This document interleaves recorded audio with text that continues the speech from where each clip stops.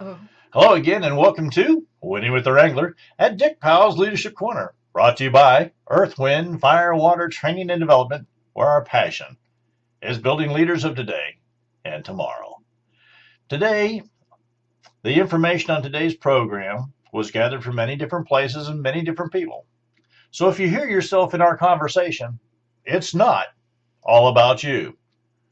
Now, for speaking appearances or support, contact us here at 727-422-1833 or send me an email, dick@ewfw.org. This morning we have Miss Robin with us. Miss Robin, how are you doing this morning? I am terrific. Yeah, so what's going on with you? You mean the topic for the day? Yeah, what's the topic for Okay, today? the topic to the day is franchise restaurants. Franchise restaurants, what's that have to It's do with leadership? not much. Well, maybe some. I don't know. Maybe just franchises in general. I'm thinking about something we heard at one of the local home improvement stores yesterday Oh, from the yeah? garden department. So franchises. Franchising is a way for people to get into business and Uh-huh. have businesses that will be successful, and that makes perfect sense.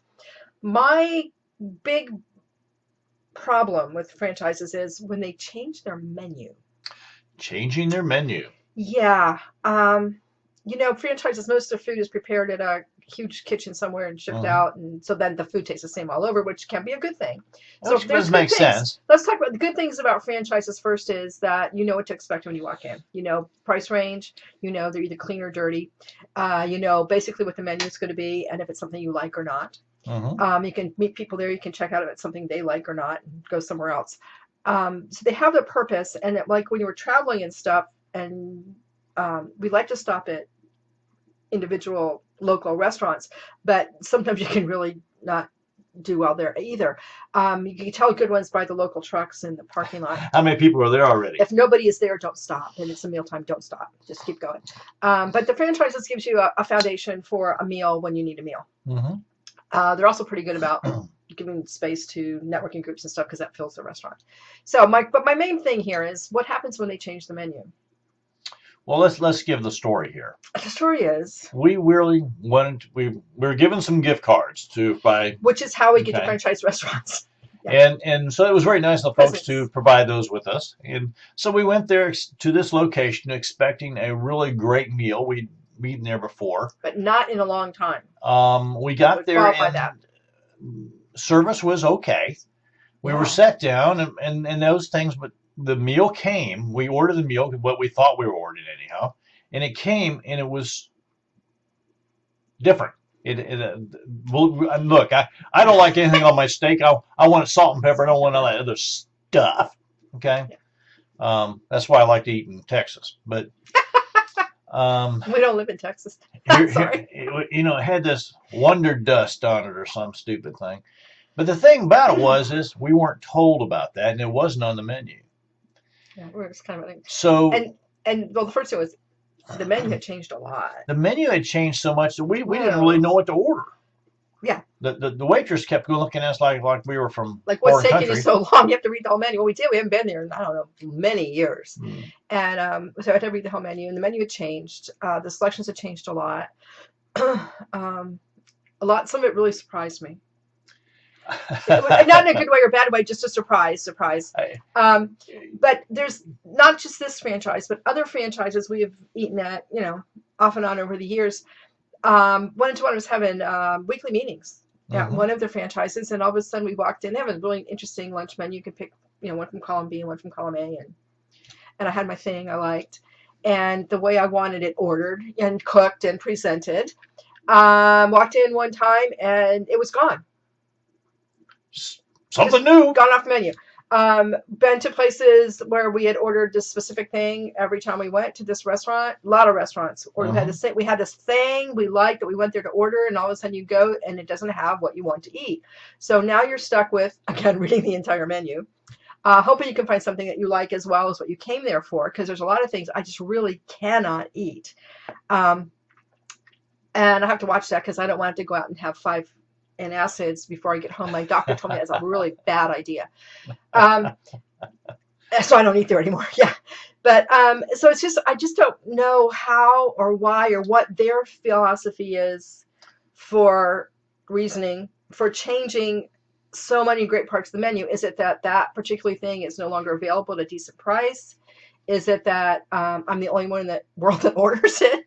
Or I don't know what the deal is. Let's take this to a different situation. Okay. We're talking about franchises, but leaders out there, most of us that we know have or are involved with small corporations, small companies. What we have found is when small companies try to do what franchises do, and that's just change things willy-nilly, doesn't do well. And so that's why we're asking the question, if it doesn't work for a small company, small organization, why would a large organization think that works? Who's making those decisions? Now, what's the foundation? In a small organization, I have to tell you, in order to take risk in a small company, you have to take designated and strategic risk. And that risk always comes with an up and a down. It sometimes works, sometimes doesn't, sometimes does. The piece is there is trying to find the middle ground. That's what we're trying to do. Now, as company owners, though, how do we go about doing that? What we're suggesting is that you need to talk to more than just one person. Always. The wisdom of the crowd. Wisdom of the crowd. Now, Robin and I have been using this wisdom of the crowd now for it's a great show. For a while. It's a great show. And I have to honestly tell you, we learned about it on TV. Again, a franchise. We really believed, and it works. When we come to a situation when we're going to be taking some risk in our company, or when we're advising some other company, we put out a questionnaire, we put out some questions, or we just go out and talk to people and find out some information. And because you can then gather many different ideas and many different ways of doing things and come back and correlate that, you're going to find that when you do that, there will be some generalization, but there'll be some specifics that line up almost in a row. Right, and that works across the board. Again, go back to your business, your opportunity, whatever, your organization, your family and friends. Can you imagine what would happen if you decided to serve roast beef on Thanksgiving? Oh my goodness. Be okay with me. It's wrong. It's wrong on all levels. Ms. Robin said no. I said no. It's awful. I said, can't we do barbecue? She said no. And we can't even do smoked turkey because there's no stuffing and dressing. I'm sorry. We got to do things. But when you're making changes, you need to let people know, I think, ahead of time, because shock is never your friend. Well, they say change is change hard. Is inevitable. The thing is I truly believe people can accept change and move through change as long as they know reasons why. Yeah, and they feel like they've been incorporated into some decisions. Right.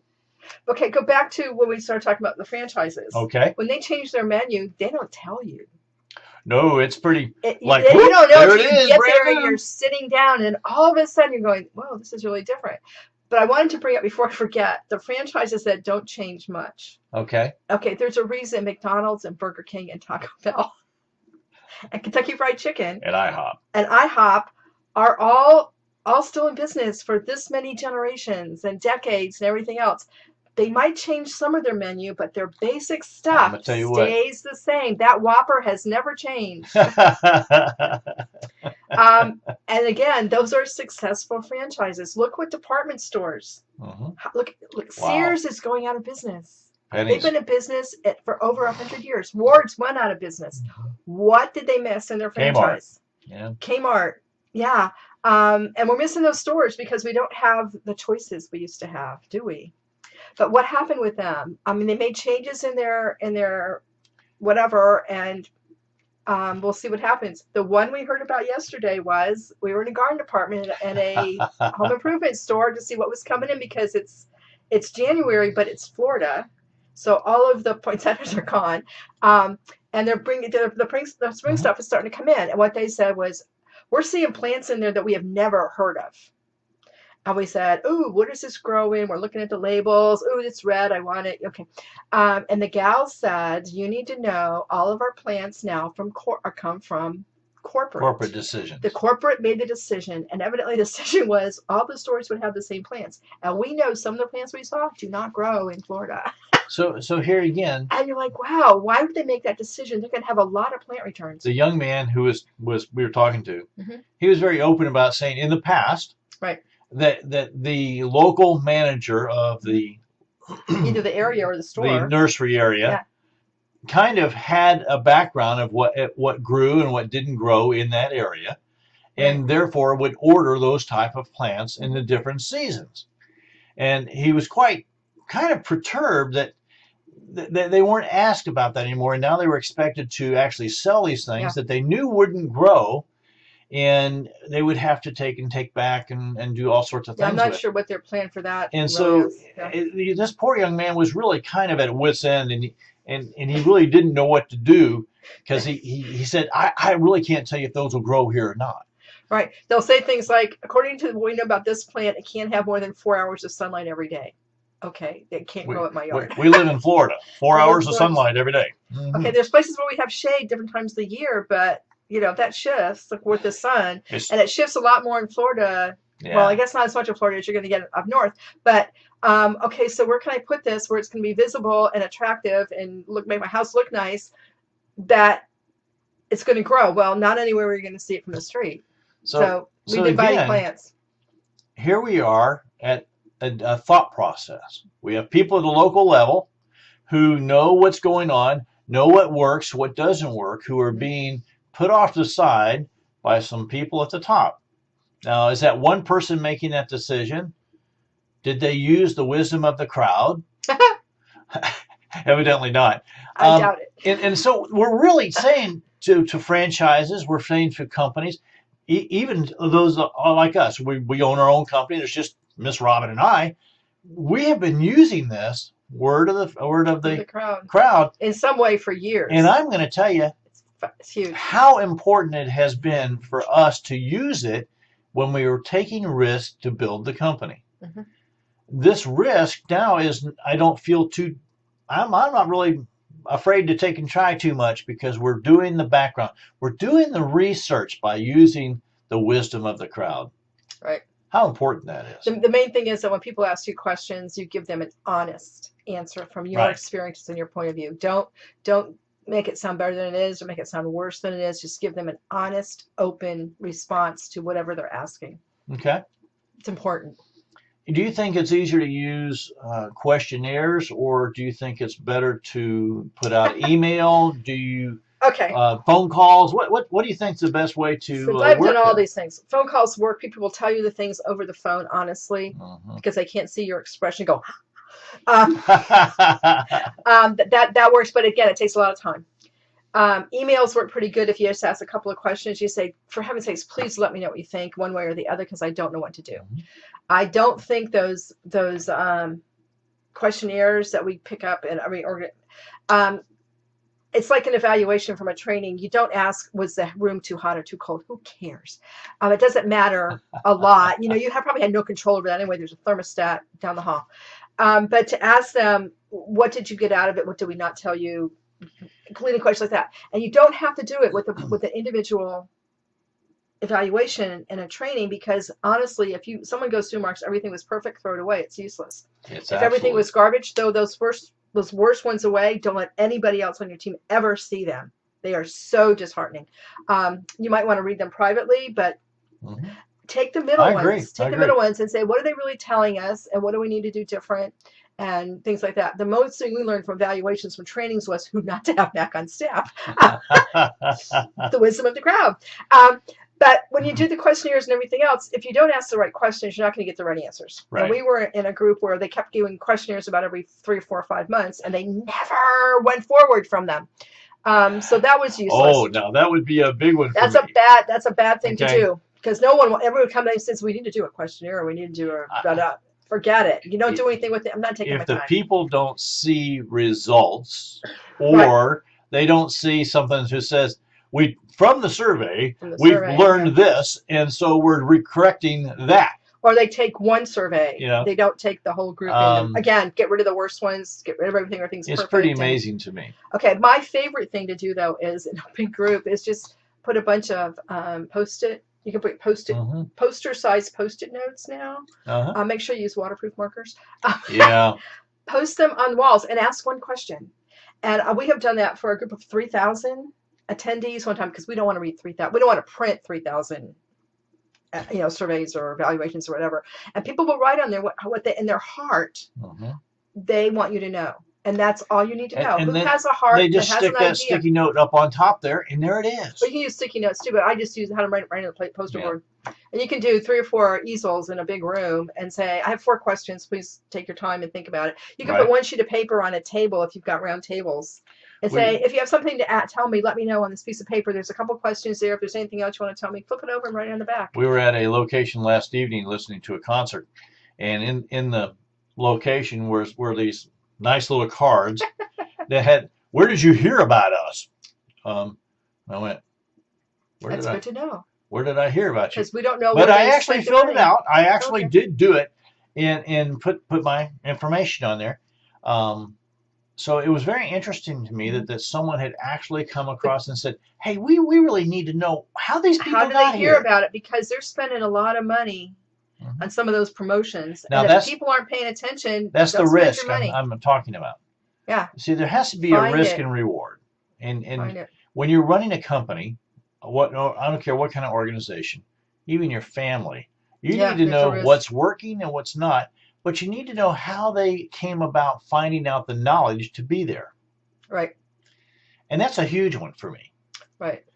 It would be good to know how many of them heard it from, and there was a couple, all the resources were on there, right? So you can check them off. But it still comes down to basic marketing, publicity. What are you doing to be seen and heard? Because if you're not being seen and heard, you're not being seen and heard.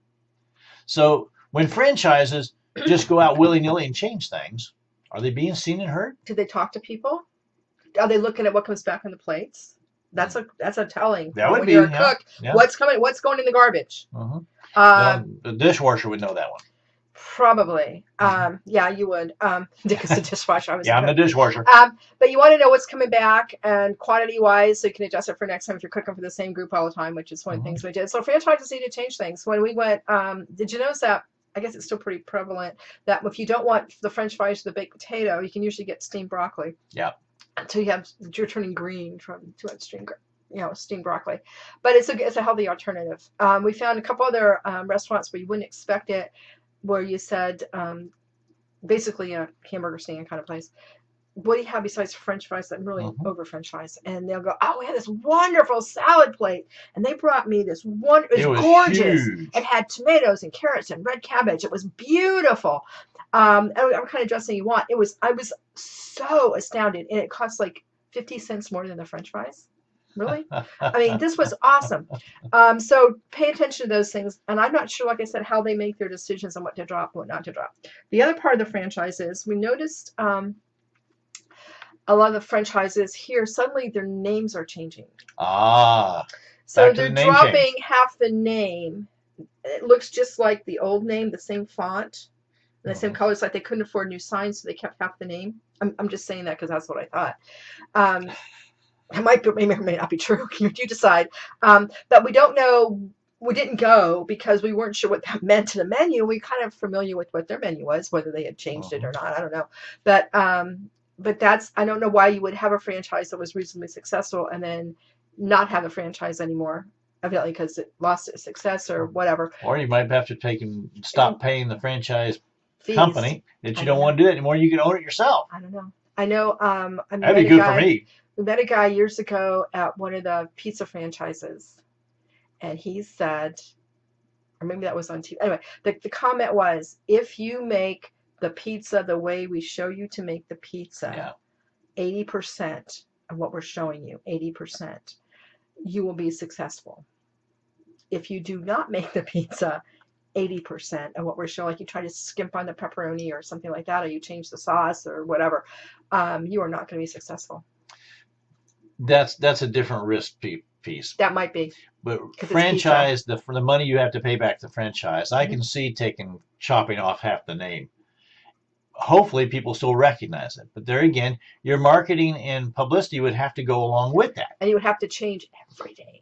So everything have to be changed. I can understand getting out of the franchise game and going to my own thing, but that's still a risk. Still a risk. And so you'd want to really look at that risk and say, do I leave the home team and start my own team? Well, and I was kind of surprised there wasn't a separation clause that would deny them in access every to, one of those. Okay, so be aware.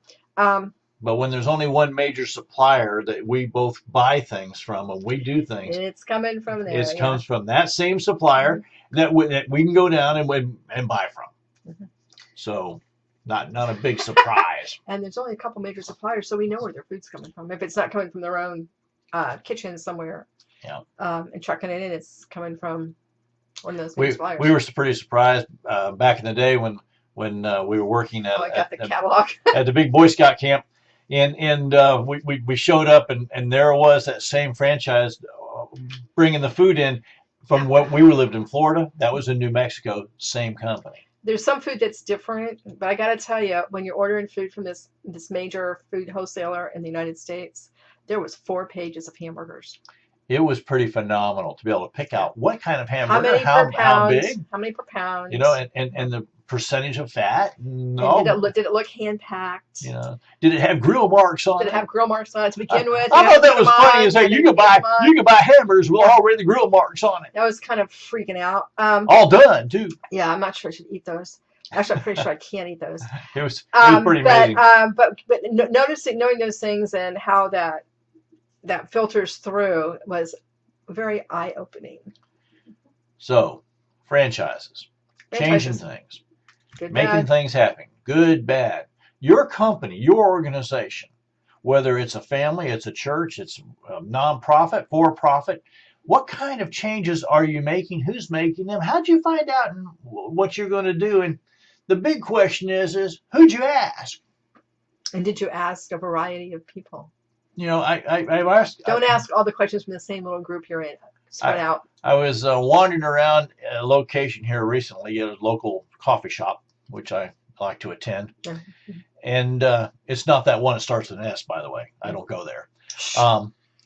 So anyhow, I was just kind of walking around and seeing some friends because for whatever reason, I have a lot of friends that attend this location. And we were talking about this same thing, about how franchises change very, very quickly their menu. They very, very quickly change their signage. They very, very quickly change their entire staff. That's a clue. And so when we were speaking about it, this one gentleman who was a retired fire chief, he was a cool guy, and he said to me, he says, as a fire chief, fortunately, I guess I got to go around a lot of different places and whatnot. He said, but when you open up the back of a kitchen in most of these places, you'll see the same kinds of boxes everywhere.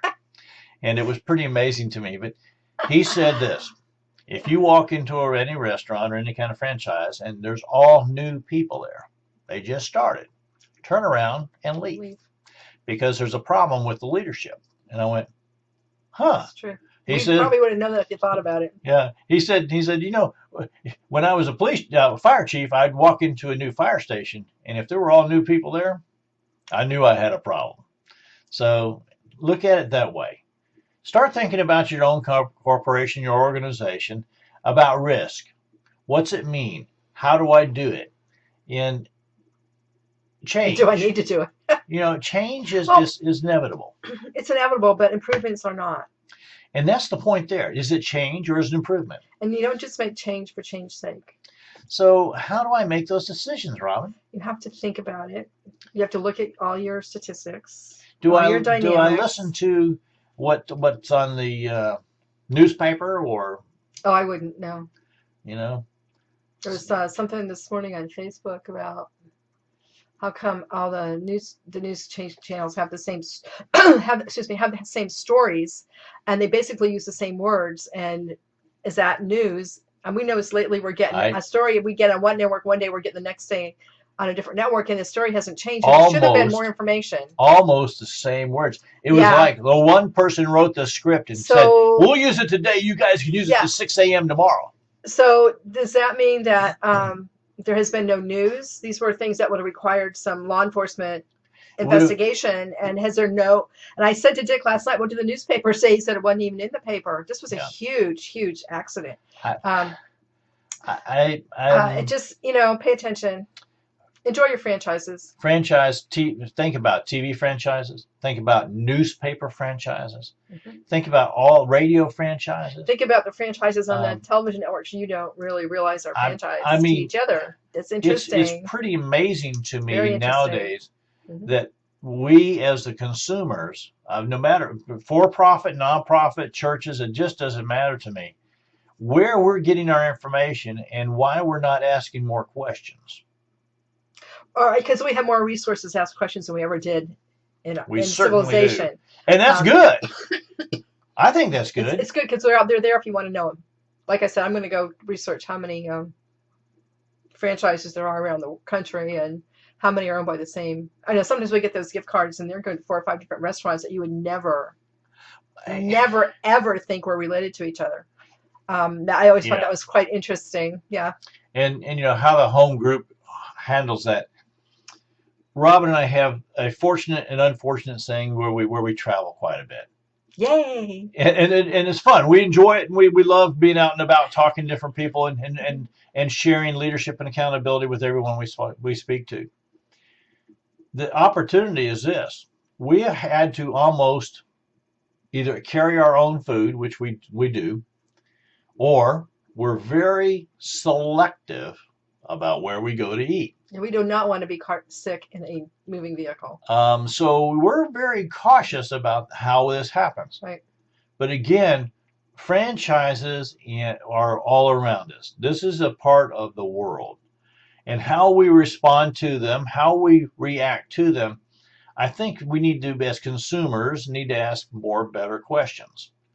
The other thing is we need to realize is that parent companies oftentimes are making blank decisions without talking to the people at the locations or in the regions. They could be making those decisions based entirely on what they like to eat at the restaurant. So think about that. Yeah. We've just had some really neat experiences. One at a restaurant, one at a local nursery.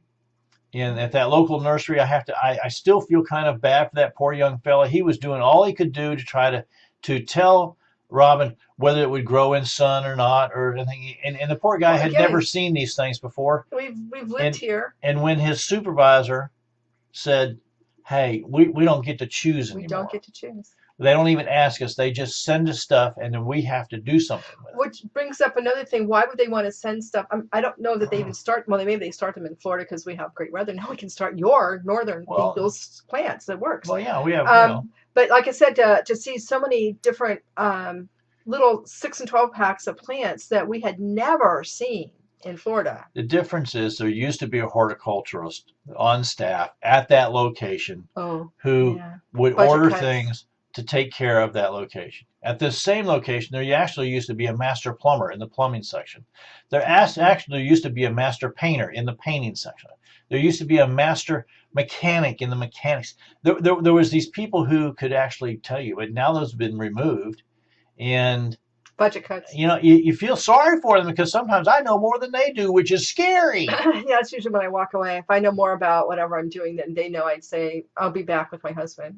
Well, I just want Robin and I want to encourage you from this segment to think about the areas and the franchises and how you're responding to them and who you're asking questions of and where to send those questions, because I sent some questions right to the home office yesterday afternoon for this location, for this nursery.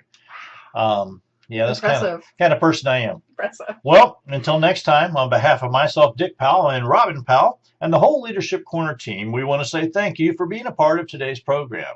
Our hope is that you've received a nugget of wisdom and guidance that will help you build your leadership ability. If you have any questions or comments on today's program, don't hesitate. Give us a call, 727-422-1833, or send me an email, dick@ewfw.org. And when your organization knows they're ready for some expert speakers to come and talk about accountability and leadership, give us, Rob and I, a call here at 727-422-1833. Send us an email, dick@ewfw.org. Or you know what? Go check out that website, www.ewfw.org. Rob, you got anything to say? No, enjoy your franchises or not. All right. But be aware and enjoy. Like I said, enjoy them. All right. Until next time, DW the Wrangler saying, ride hard, ride fast.